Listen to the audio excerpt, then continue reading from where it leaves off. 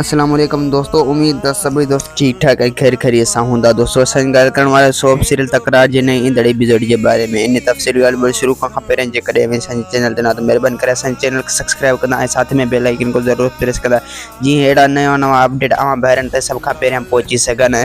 दोस्तों हलूं था पंजे मेन टॉपिक तरफ़। त दोस्तों हाणे मूसा ऐं मीर कॾहिं पाण में ठही कोन सघंदा ऐं ॿिए पासे ॾिस नवाब ख़ान मीर जी गद्दारी सां जी गद्दार खे ॻोरींदो रहंदो ऐं ॿिए पासे मीर सां दोस्ती जो हथ वधाइण जी पूरी प्लानिंग ठाहींदो ऐं ॿिए पासे बख़्त ऐं बावल ख़ान मीर खे मारण जी पूरी प्लानिंग ठाहींदा, पर मीर उन्हनि खे वेझो कॾहिं बि कोन ईंदो। ऐं ॿिए पासे शेरली ऐं सिजाल ख़ान पाण हिकु ॿिए जो चोरी कंदा ईंदा, हू हुन जो चोरी कंदो ऐं हू हुन जो चोरी कंदो ऐं रेस नवाब ख़ान बख़्त खे फ़ोन करे चईंदो, अगर मां मीर खे मुठ में फसायां त पोइ उनखे मारण तुंहिंजो कमु आहे। रेस नवाब ख़ान खे चई छॾींदो त उनखे मारण मुंहिंजो कमु आहे ऐं तूं उनखे रुॻो क़ाबू कर।